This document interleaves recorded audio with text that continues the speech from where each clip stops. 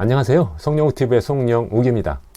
최근에요, 해외 ETF에 대해서 배당금 비과세가 안 된다. 그리고 과세 이연도 안 된다. 그리고 이중과세 논란이 있다. 이런 것들이 요즘에 많이 나오고 있습니다. 기사화되는 것도 있고 유튜브 방송으로 촬영돼서 나오는 것들도 있는데요. 제가 이 부분에 대해서 오늘 명확하고 간단하게 설명을 드리도록 하겠습니다.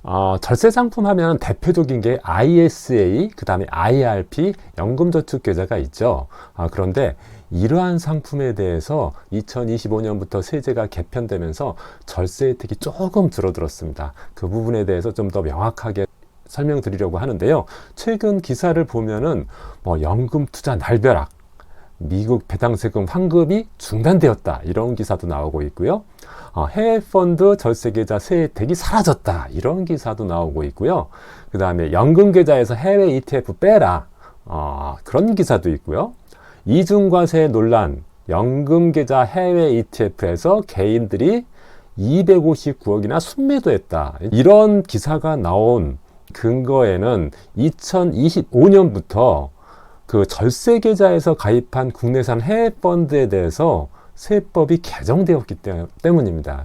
국내산 해외 펀드에 대해서 배당소득세도 과세하고 과세 이연도 안 된다고 했기 때문에 많은 사람들이 좀 혼란을 겪고 있는 것 같습니다.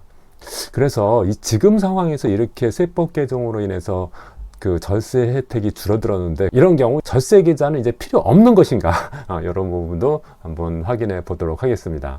ISA 계좌는 비과세 계좌죠. 그런데 이 ISA 비과세 부분이 조금 축소가 됐습니다. 일반적인 비과세는 유지를 하는데요. 그 중에서 해외 펀드, 해외 ETF 배당소득세에 대해서는 비과세했던 것을 과세하는 것으로 바꾼 것이 이번 세제 개편의 핵심이라고 볼 수가 있겠습니다.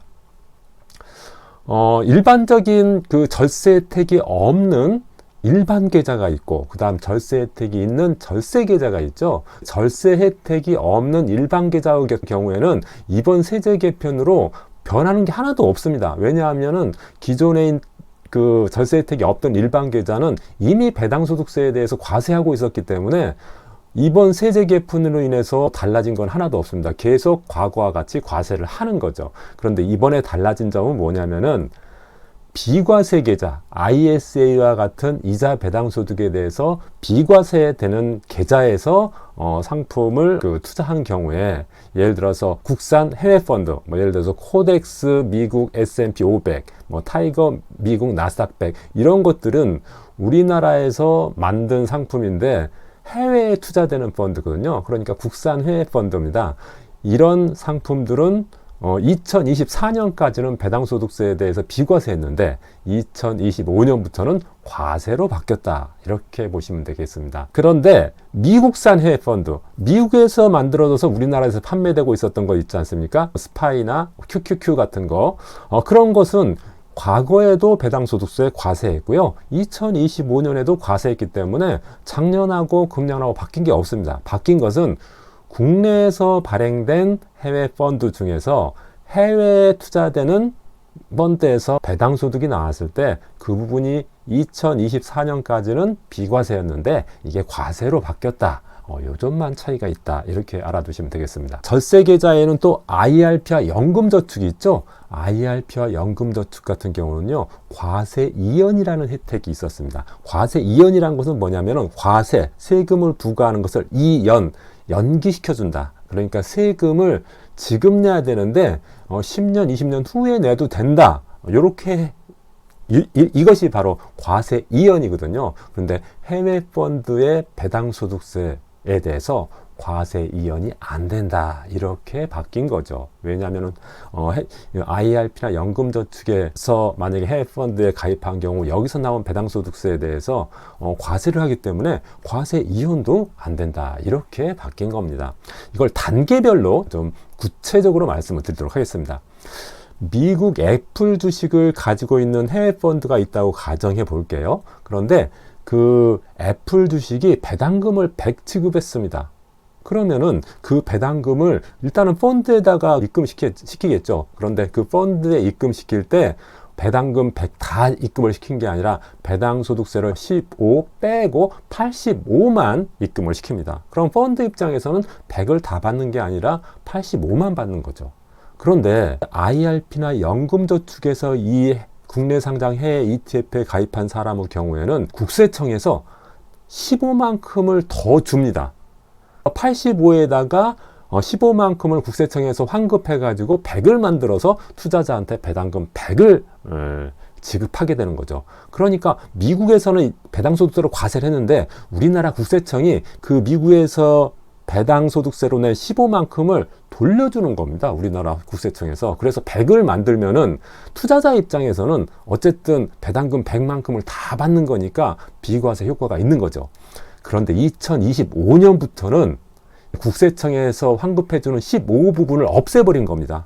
저기 미국에서 냈던 배당소득세 15를 국세청으로부터 환급받지 못하니까 투자자 같은 경우에는 이제 85만 받게 되는 거죠. 그러니까 결과적으로 과세된 효과가 있는 거죠.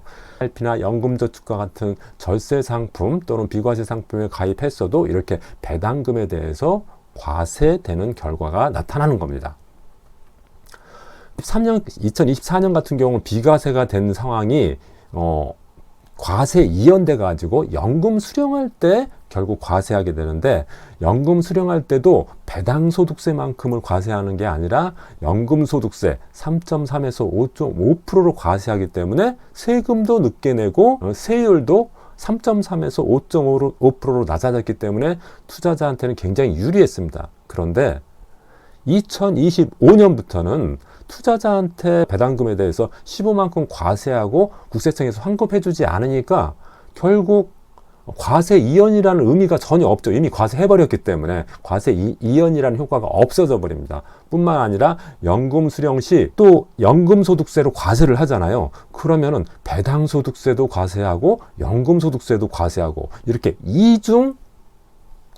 이중과세를 하는 그런 결과를 초래하게 되었습니다. 그래서 이 이중과세 문제 때문에 지금 정부에서 이 문제를 해결하기 위해서 고민하고 있다고 합니다. 그래서 이중과세 문제는 해결될 겁니다. 그런데 어쨌든 2024년까지는 이렇게 배당소득세에 대해서 비과세 혜택을 줬는데 2025년에는 배당소득에 대해서 과세한다는 점이 달라졌다. 이렇게 아시면 되겠습니다. 그런데 이런 외국에서 납부한 세액 같은 경우에 모든 상품에 적용되는 건 아닙니다.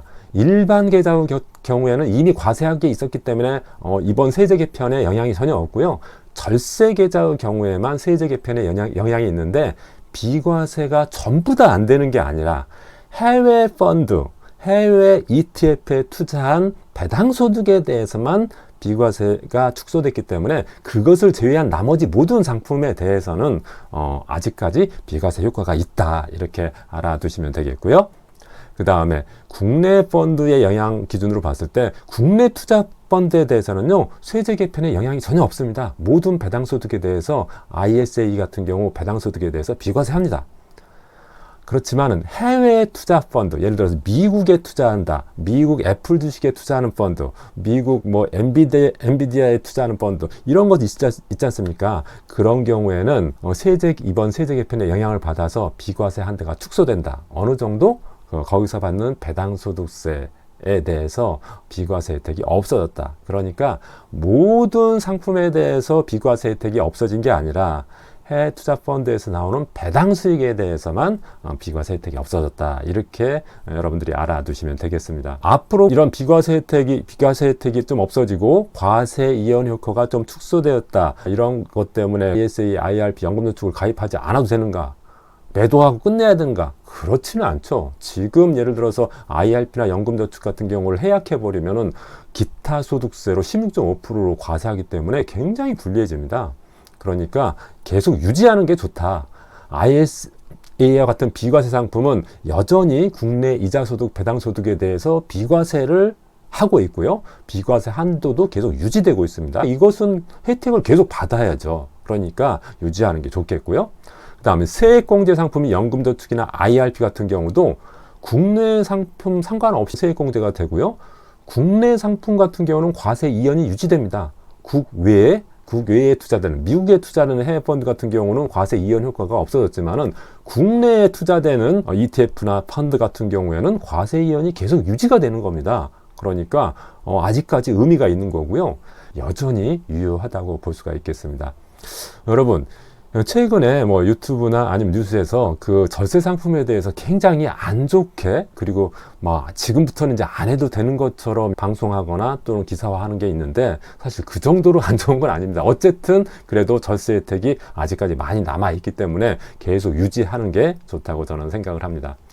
이번 시간에는 그 해외 펀드, 해외 ETF의 배당소득 비과세에 따른 여러 가지 세제 문제에 대해서 말씀을 드렸는데요. 여러분들이 그 부분에 대해서 너무 과도하게 오해하지 마시고, 배당소득 비과세에 대한 부분이 좀 축소되었다. 이 정도 수준으로 여러분들이 알고 계시는 게 좋지 않을까 생각이 됩니다. 그리고 이중과세 문제가 지금 발생은 됐는데요. 정부에서 이 부분은 이중과세가 되지 않도록 틀림없이 조치를 할 것으로 예상이 됩니다. 그런 문제가 해결되면 제가 다시 한번 영상으로 정확하게 말씀드리도록 하겠습니다. 고맙습니다.